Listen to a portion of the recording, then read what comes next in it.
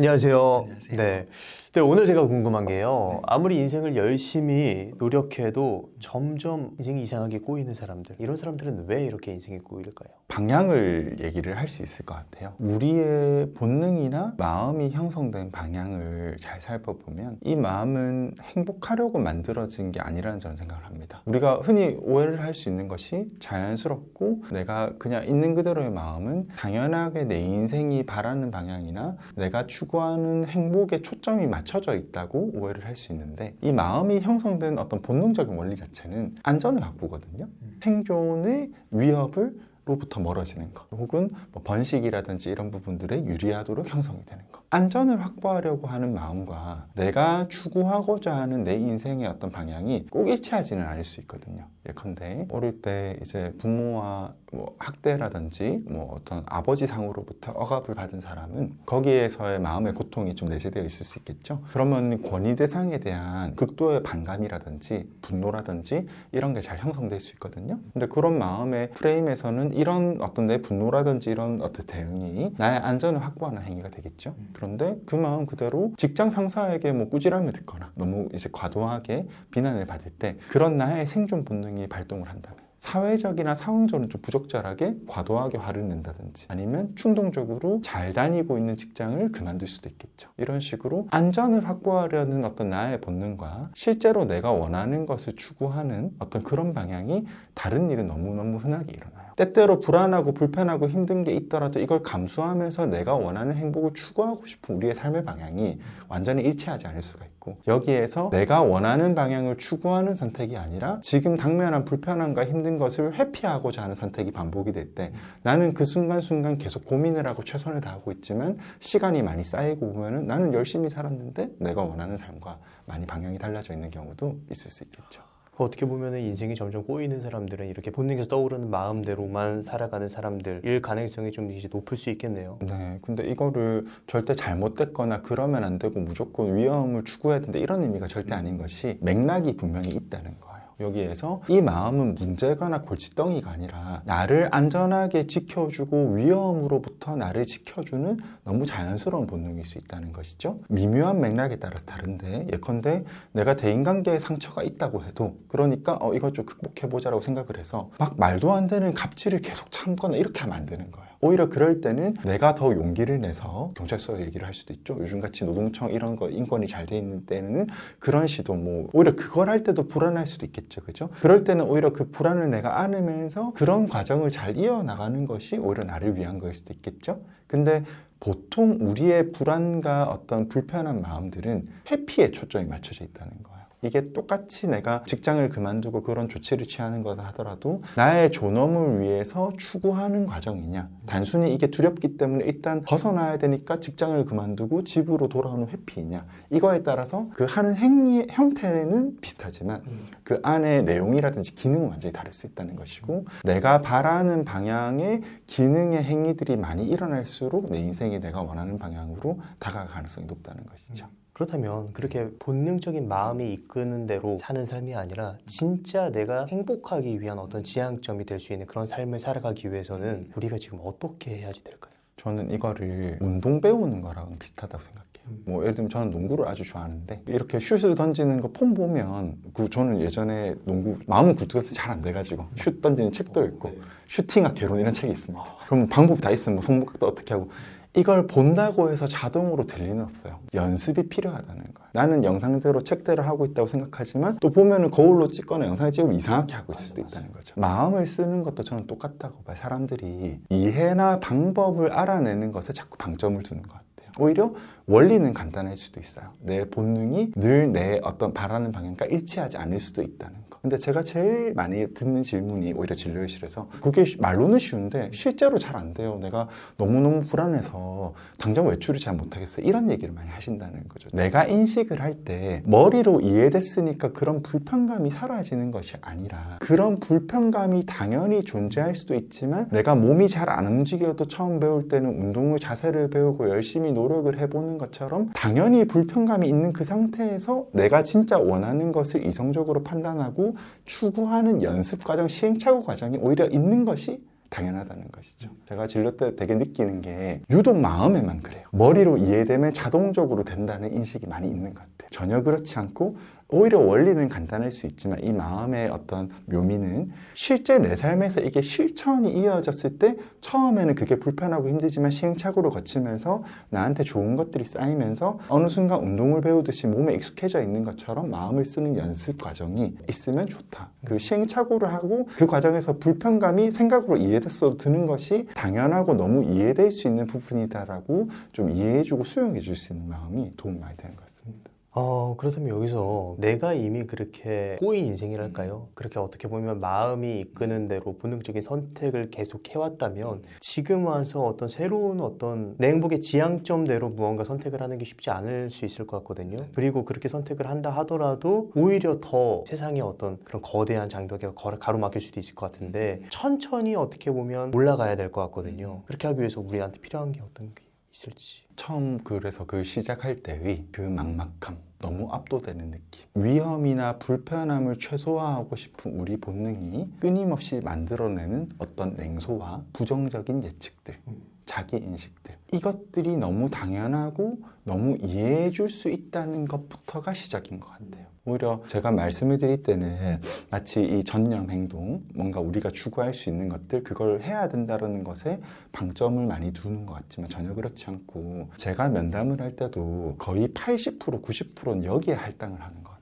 어떻게 이게 이해될 수 있느냐. 너무너무 머릿속으로 당연하게 생각이 들지만 내가 집 밖에 나가기가 힘들고 사람들에게 나아가기가 힘들고 뭐 공부를 하든 시험을 치든 무언가를 시작하는 그 자체가 왜 그렇게 고통스럽고 힘든지를 사실은 세상 어느 누구보다, 심지어 가족도 몰라주더라도 나는 알아줄 수 있거든요. 내가 잘못되거나 이상한 것이 아니라 내가 살아온 경험 때문에 불편한 것이다라는 인식 자체가 위로를 줄 수 있거든요. 오히려 말씀하신 그런 상태에 놓여 있을 때는 끊임없이 내가 잘못됐고 어떻게 문제가 있는지를 들어오게 되거든요. 뭐 그렇게 인생을 살면 안 된다라든지, 다 마음에 달린 건데 너가 정신을 못 차서 그런 거라든지. 저는 오히려 그게 아니라, 남들은 잘 모를 수 있지만 내가 내 인생을 봤을 때는 지금 내 마음이 얼마나 당연하고 이해될 수 있는가. 다만 이게 이해되고 너무 당연하다고 해서 그 마음이 제안하는 방향이라든지 방식이 무조건 맞다고는 할 수 없는 거잖아요. 왜냐하면 과거에 힘든 것 혹은 미래에 아직 오지 않은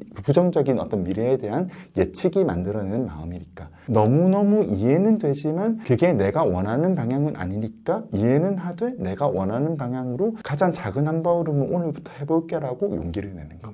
여기까지인 거죠. 그 다음은 끊임없는 시행착오예요. 끊임없이 불안이 더 올 수도 있어요. 오히려 나는 세상으로 나아갈 거니까. 하지만 그게 왜 당연할 수 있는지를 끊임없이 이해해주고, 심지어는 어떤 장면도 있냐면 이것만 하다 보면 알아서 뭔가 변화가 막 일어나는 경우 많이 봐요. 저한테 오신 분들 중에 많은 분들이 내가 뭔가 이상하고 비정상이다, 이 관념 자체가 너무 힘들어서 오시는 분들이 많다는 거예요. 그런데 내가 어릴 때 상처를 많이 받았는데, 사람들에게 막 비난을 받고 괴롭힘을 받았는데, 지금 사람들이 무섭고 불안하고 잘 지내기 어려운 것이 당연하지 않느냐라는 그 당연함만 들어와도 내가 이상하게 느껴지는 게 아니고 이해가 된다는 거예요. 근데 그 이해가 주는 위로와 힘이 있거든요. 근데 그러면 사실은 나도 사람들과 연결되고 싶어요. 사회에서 의미 있는 일을 하고 싶어요. 내가 원하는 행복이 있어요. 그걸 추구하는 쪽으로 나아갈 수 있는 힘과 위로가 저절로 주어질 수도 있다는 거죠. 내 아픔을 수용하는 것만으로도 네. 많은 변화의 시작이 될 수 있다. 지금 이 영상을 보시는 분들 중에 이런 생각을 하시는 분들도 있을 것 같아요. 어차피 이번 생은 틀렸어. 내 나이가 지금 몇인데 지금부터 시작하기 너무 늦었어. 자포자기 하시는 분들, 이런 분들도 계실 텐데 이런 분들에게 좀 어떤 얘기를 해주실 수 있을까요? 제가 오히려 이런 얘기를 하기에 앞서서 정말로 제가 조심스럽게 먼저 말씀을 드리고 싶은 부분들이, 이런 생각을 하시는 분들의 그 생각이라든지 그런 감정이 절대 가볍거나 아무것도 아니라는 것으로 제 얘기를 듣지 않으시면 좋겠어요. 이게 그 아픔을 가볍게 여기는 얘기로 들리실 수도 있거든요. 절대 그런 건 아니다라는 것을 제가 꼭 전제를 드리고, 내가 10살 때 내가 어떤 모습을 하고 있고 어떻게 살아가고 있었고 나 자신이나 내 인생에 대해서 어떻게 생각했는지를 한번 떠올려 보세요. 그 다음은 20살 때, 그 다음은 30살 때, 그 다음은 40살 때. 아마도 다 달랐을 거예요. 근데 그때마다 우리는 진심이었어요. 내가 10살 때도 사춘기가 막 시작된 나이일 수도 있죠. 정말로 진지하게 인생을 고찰하고 나라는 사람은 이런 사람이야. 인생에 이런 거 가치관도 다 있고 생각도 다 있고 이게 끊임없이 이뤄지는데 계속 달라져요. 지금 우리 마음에 찾아오는 어떤 그 언어적인 문장들은 지금까지 살아온 마음을 그냥 반영한 추출한 결과물이지 절대 우리의 우주와 같은 우리의 인생과 우리의 마음을 다 반영할 수는 없습니다. 극히 일부가 추출된 거예요. 근데 아까 말씀드렸죠. 우리 마음은 행복하려고 만들어진 것이 아니라 위험에 대비하게 만들어진 것이기 때문에 부정적이고 고통스러운 것에 극도로 편향이 되어서 추출을 하게 돼요. 오히려 이런 마음을 안 느껴보신 분들은 인생을 살면서 운이 좋았던 거예요. 제 기준으로는. 누구나 100년이라는 인생을 살면서 이런 시기가 한두 번쯤 오히려 그 이상 있을 수밖에 없는 것이 훨씬 더 보편적이고 그때 극도의 고통, 어떤 생존에 대한 두려움, 우리 본능을 느꼈을 겁니다. 그러면 인간은 생각과 언어의 동물이기 때문에 언어적으로 추출한다는 거예요. 내가 내 인생을 딱 돌아보니까 나는 사랑이라는 건 받을 수가 없는 사람이야. 나는 뭘 시도해도 어차피 잘 안 되는 사람이야. 그런 언어가 추출될 수 있는데 저는 역으로 뭐라고 말씀드리냐면 어떤 언어도 나와 내 마음, 내 우주 같은 인생을 다 반영할 수 없다는 인식. 내가 어떤 생각을 공고하게 가지고 있든 그 언어적인 문장이 나라는 어떤 존재의 극히 일부분임을 인식해 주시는 것을 제가 권고를 드리고 싶은 거예요. 진료에서 어떤 장면이 좀 떠오르냐면 한 50대까지 승승장구하신 분이에요. 사업도 다 성공하시고 경제적으로 너무 유택하시고 가족도 다 화목한데 살다 보면 급작스럽게 건강에 문제가 있거나 사업에 실패할 수도 있잖아요. 그럼 그분이 지금 많이 좋아하셨고 또 행복하게 잘 살아가고 계세요. 근데 그분이 그 시점에 저한테 말하고 말씀해요. 선생님, 저는 제가 인생 동안 계속 착각을 해온 것 같다. 50대이신데 그 전까지 내가 유능하고 내가 하면 다 잘 되고 능력이 충만한 사람이었다고 생각을 했는데 그게 아니었던 것 같아요로 얘기를 하는 거예요. 사실 이게 다 운이었고 내가 한 거는 별로 없고 시기가 잘 맞아떨어서 그런 거지 나는 사실 무능력하고 지금 이렇게 실패를 하고 보니까 내 인생은 너무 하찮고 보잘것없다. 그 생각이 맞을까요? 틀릴 것 같습니다. 오히려 앞의 삶이란 다른 국면이 오면서 지금 이 시기에 맞는 생각이 형성되었다고 보는 게 맞지 않을까요? 이 영상을 보시는 분들이 20대이든 30대이든 40대, 50대 다 마찬가지일 수 있다는 거예요. 지금 시점에 드는 가장 내 마음, 특히 부정적으로 편향된 것에서 추출된 언어적인 문장일 뿐이고 그 문장이 내 인생과 내 삶 전체를 절대 반영할 수 없다는 거예요. 그럼 그분이 또 지금은 그래서 다시 가족들과 화목하게 지금 상황에서 또 하실 수 있는 일을 하시면서 삶을 이어가신단 말이에요. 그러면 또 저한테 그때 왜 그렇게까지 생각했는지 모르겠어요. 이렇게 얘기하신다는 거죠. 그죠? 이런 어떤 그때의 관념이 나 자신이나 내 인생을 전부 포괄하고 표현할 수 있다고 믿는 함정이 있을 수 있다는 것을 그런 어떤 단정적인 실패적인 단어가 떠오를 때 생각을 해주시면 좋을 것 같아요. 진짜 감동적인 말씀 해주셔가지고 저도 이제 울림이 느껴지는데 이게 어떻게 보면 우리 인생 나라는 존재는 이렇게 큰 범위에 있잖아요. 그런데 큰 범위에 있는데 지금 내가 인식하는 나의 부분은 이 정도밖에 없다. 그런데 이 정도로 나의 이 모든 걸 판단하려고 하는 것 자체가 물론 내가 이 정도밖에 볼 수 없기 때문에 이게 전체라고 생각하겠지만 사실은 굉장히 일부를 보고 판단을 하는 것이다. 이제 좀 그런 생각이 좀 떠올랐거든요. 선생님 말씀 들으면서. 인간이 언어적인 동물이라서 말로 규명되어야지 안심을 한대. 논리라든지 내가 납득할 수 있는 단어. 근데 이미 그게 아주 일부분일 거잖아요. 이게 제가 열심히 공부하는 수용전념에서는 심지어 융합이라는 개념도 있어요. 내가 떠올린 단어와 내가 일치된다고 느끼는 거예요. 융합. 예를 들면 나는 무능력한 사람이야. 그 문장이 세게 오면 그냥 그 문장이 내가 돼버리는 거예요. 당연히 그게 아닐 텐데 50년, 100년이라는 삶을 정말 한순간이라도 그 문장과 대치되는 부분이 분명히 있을 텐데 그러면 이 융합이 심으면 어떻게 되냐면 그 문장이랑 안 맞는 내 인생의 일면은 그냥 운이 되는 거예요. 우연이 되는 거예요. 그리고 내가 실패하고 힘든 게 있으면 그냥 필연이 되는 거야. 그렇지, 나는 그런 사람이지. 그런 게 아닐 때도 있을 거거든요. 나는 사랑받지 못할 사람이어도 어느 날 갑자기 누군가 나를 좋아할 수도 있잖아요. 저 사람이 뭔가 잘못했어. 저 좀 눈이 이상해. 뭐 이런 식으로. 내 언어적인 그 구조에 오히려 내 이 우주 같은 삶이 계속 끼워 맞춰지는 식으로 확대 강화가 될 수 있거든요. 그런 언어적인 함정이 있을 수 있다는 걸 보시는 거. 제가 제 삶에 늘 적용하는 거예요. 내가 떠올린 어떤 문장이든 이건 내 삶의 일부일 뿐이야. 바다 같은 어떤 내 삶에 아주 그 찰나 같은 조각 배 같은 그렇게 떠있는 부유하는 생각 중에 하나일 뿐이야. 그것만으로 많이 홀가분해지는 게 있거든요. 그렇다면 여기서 이렇게 자신만의 어떤 관념의 그 틀에 자신의 전체를 집어넣은 사람들, 그래서 자포자기하는 사람들은 좀 이런 상태에서 벗어나기 위해서 어떤 액션을 취하는 게 도움이 될지 알 수 있을까요?